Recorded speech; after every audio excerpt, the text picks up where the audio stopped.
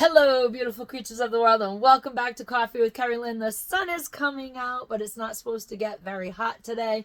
We have had sweatshirts on all morning, and it is a nice temperate day here in Aroostook County. We have been having a heat wave for the last 3 days. It broke last night. We have been upwards of 103 degrees in the far north of Maine, up along the Canadian border in the crown of Maine, and that is just too hot for us here in the county.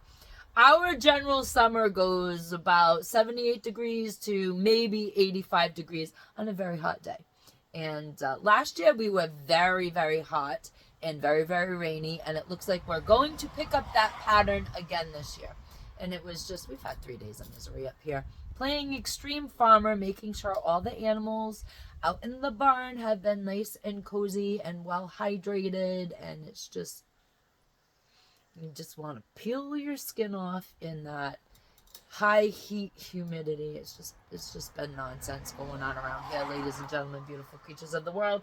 I hope you are having a nice, warm, temperate, sunny summer day wherever you are today. Happy summer solstice, everyone. It's the first day of summer. Yay. And it is the full strawberry moon. You can feel the energy. It is just palpable. Between summer solstice and the full moon, things are going down, ladies and gentlemen, beautiful creatures of the world. It's like everything you've ever wanted is gonna happen. And you just have that energetic feeling about life. And that is that's the energy shift, and it is absolutely amazing. I've had an amazing morning here on the homestead, and I hope you guys have just been having an amazing day. It is time to be the kindness that we would like to experience in the world, ladies and gentlemen, beautiful creatures of the world. We know that tempers are flaring. The world is a dumpster fire. There's a lot of stress. Everybody's got stress these days. Anxiety is flying high. And people just can't cope. People's anger, it's just wild how many angry people I run into when I go out to the store, the gas pump. Just people are just angry everywhere. So you need to be the kindness that you would like to experience in the world. If you are standing in line at the grocery store, somebody looks your way, give them a little smile. It may be the only random act of kindness that they have in their life today. And likewise, if you are in the grocery store and somebody smiles at you, please reciprocate that kindness back to them. It's very important that we start having a lot of compassion and a lot of empathy and a lot of patience with the people that we encounter throughout our day. Ladies and gentlemen, beautiful creatures of the world, if you're joining me on Spotify, iHeartRadio, Amazon Music, YouTube Music, or Pandora, I've not been uploading. If you are a subscriber to my audio-only podcast, I've not been uploading for the week because I've been doing videos for my YouTube channel and for the Mean Green Truth-Telling channel over there. Starts with an R, rhymes with crumble. Can't say it here because I'll be plunged to the bottom of the algorithm. I've been doing videos on gardening. I've been doing videos on companion planting, container gardening, backyard foraging, making some medicinals. And those videos don't really translate over to the audio-only podcast. So please, if you are on the audio only platforms, think about joining me over on one of the video platforms, either on my YouTube channel or on my Crumble, starts with R, channel. I am Coffee with Kerri-Lynn in both places with hyphens. Finally fixed that thing over on the green channel. I am also Coffee with Kerri on X, so join me over there, and on Truthers, where you tell the truth, over there where I can't say it again because I will be plunged to the bottom of the algorithm. I'm Coffee with Kerri over there, and I am on Instagram, Coffee with Kerri-Lynn, no hyphen. Ladies and gentlemen, beautiful creatures of the world, let's talk about Selective Serivce. What have they done? What have they done? They have done a lot. and they are going to continue to be doing a lot. We are going to talk about selective service, how it used to be, how it is now, and we're going to call out some of these senators that are trying to improve upon the selective service drafting arrangements as we head into a very unstable political, economic world. Ladies and gentlemen, beautiful creatures of the world, in the old day, if you were a male and you turned 18, you marched your ass down to the post office and you signed up for selective service all on your own. It was very voluntary. Nobody cared. However, for the last 50 years, while that has worked, they have not drafted since Vietnam. So for the last 50 years, while volunteering yourself for selective service has worked very well, they've decided at the beginning of this month to change how selective service laws work. So now, as of the beginning of June, I forget exactly which date, it was the first week of June. I think it was June 9th or 11th, can't remember. Happens. Sometimes I pay very astute attention, other times I don't.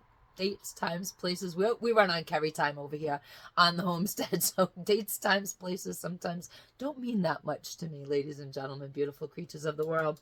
At the beginning of this month, the selective service laws have changed. And now, if you are born a male in the USA and your birth certificate has an M on it for male, that is your gender distinction at birth. They don't care how you feel either. Just so that y'all know, they do not care how you feel. They do not care how you identify. That birth certificate has an M on it. That's what the hell you are as far as these new selective service rules go. Your social security number, which is tied to you at birth as well, is now going to be automatically registered. You have to do nothing, young men of the United States of America. You have to do nothing because your social security number will be automatically enrolled on your 18th birthday. They don't care how you feel. Nay. Just don't care. So what's worked for 50 years no longer works because they know what's coming, ladies and gentlemen, beautiful creatures of the world, whether you want to believe it or not, whether you are living in reality or you are living in denial. When they start changing drafting laws, you bet your bottom dollar there is shit coming down the pipeline that none of us want to be a part of. They will, when they start drafting, take the 18 to 26-year-olds first, and then as they run out of cannon fodder, they will be seeking the 27 and above to the age of 36 years old at this point. So as far as the age requirements for the draft, none of that has changed. Now, let's talk about some senators, Let's talk about some senators. And they would like to draft some women as well. Yes, they are ready to conscript your daughters. I have been on X, and I am... I was on Josie, the redheaded libertarian's X page where she was posting, so I want to give Josie the credit. But I have a list, ladies and gentlemen, beautiful creatures of the world. According to Josie, who is the redheaded libertarian on X, the sluts for war who want to conscript your daughters for World War III. Let's see who these lovely senators are. We'll name them. Good old Jack Reed, Democrat, Rhode Island. Jack, honestly, I'm thinking term limits, dude. I voted for you many, many moons ago. I think we should talk term limits, Senator Reed. We also have Jean Shaheen, Democrat from New Hampshire, who would like to conscript your daughters for World War III. We have Richard Blumenthal, Democrat, Connecticut, who would like to conscript your daughters for World War III. We have Maisie K. Hirano, Democrat from Hawaii, who would like to conscript your daughters for World War III. Tim Kaine, Democrat, Virginia, who wants to conscript your daughters for World War III. Elizabeth Pocahontas Warren, Democrat, Massachusetts, who wants to conscript your daughters for World War III. We have Angus King, independent, but caucuses mostly with the Democrats from Maine. Angus King, you need to be fired. You sucked as a governor when I voted for you way back then, and you suck as a senator.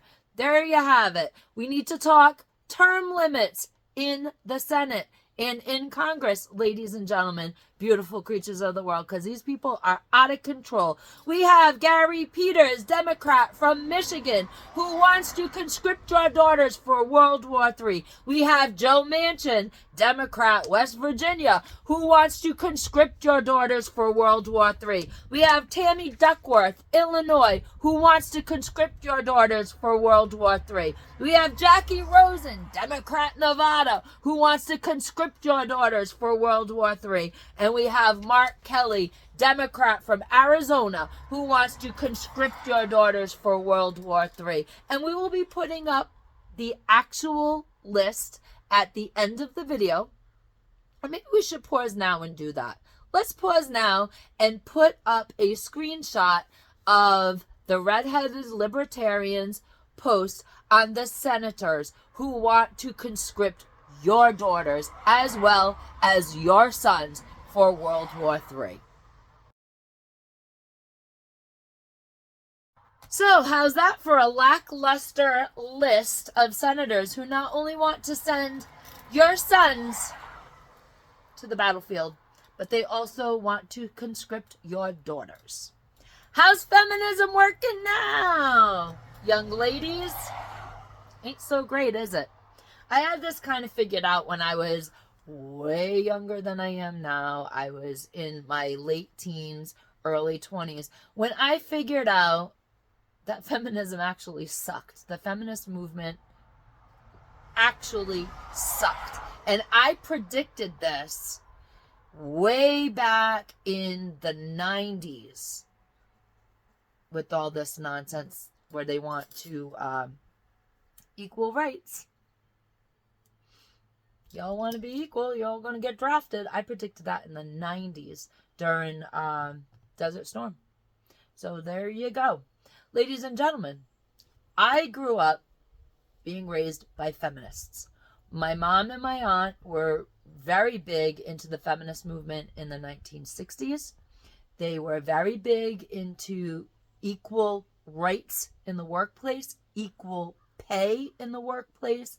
My grandmother, my father's mother, in the late 40s, early 50s, had the baby and went right back to work. And her mom raised my father so my grandmother could work, because she believed that women, my grandmother did, she believed that women should earn their own money.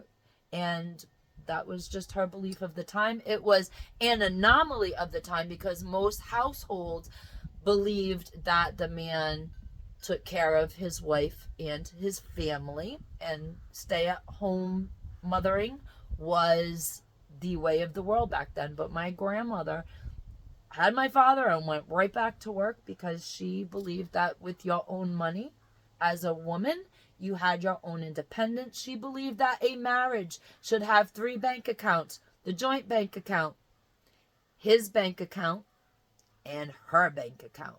And we have that here. I spend everybody's bank accounts. But that was one of the things that she drilled into me when I was growing up. I was raised by feminists. I was raised being told I could be anything I wanted in the world. I could do a career. I could have children. I could be married. I could work outside the home. I could play sports. Title IX. Buggered that all up too. Ladies and gentlemen, beautiful creatures of the world, I realized 15, 16, 17 years old, out looking around the world. And I was seeing that the first working moms in my life, because by the time I was born, my grandmother had already retired from her job, but my mom and my aunt were the first full-time working women of their generation. And they were moms, and they had to work outside the home. And I was watching how that was literally, emotionally tearing them apart.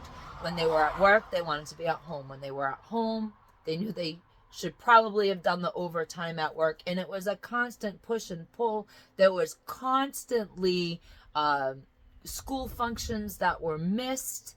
And you could just see that they couldn't have it all at once. They could either have the career and maybe put the kids on hold, or have the kids and maybe put the career on hold. So I decided that, I was going to have the kids and put the career on hold. Here we are. This is the career. Finally caught up with the times.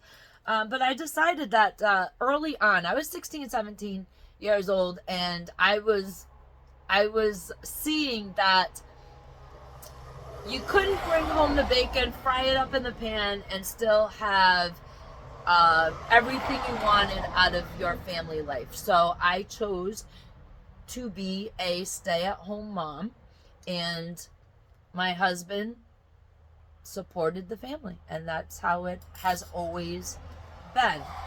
Now, there were times in our lives where I did go back to work a little bit, worked very little while we were raising the kids. I went to work a little bit after we started empty nesting, and now I work for myself again because I ain't never working for nobody again.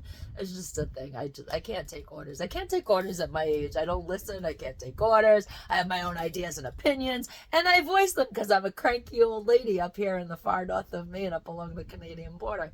And I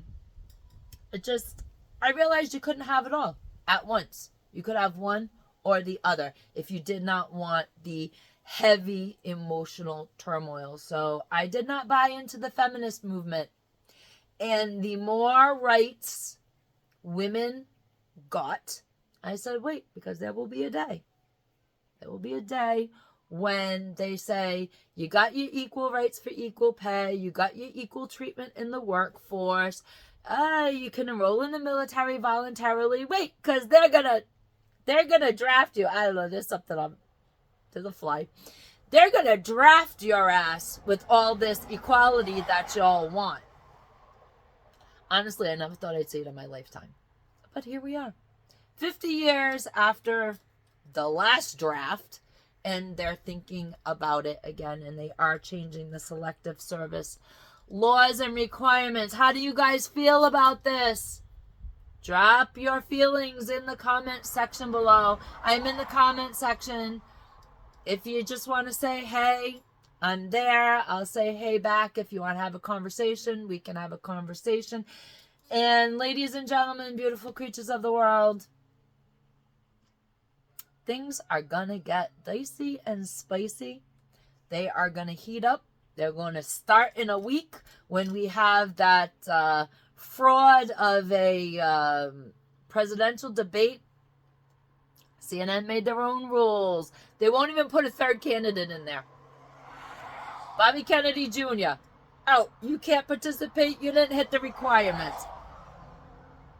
I don't know. It's going to get crazy. Then we have the Trump sentencing. We have all kinds of things going on in Congress where they're trying to repeal the, Bannon and all them guys. They're heading off to do some time. And they're trying to, in Congress, Matt Gaetz is spearheading this, where they are going to attempt to rescind the appearance before Congress, that they're all in contempt of not appearing before Congress and this, that, and the other thing.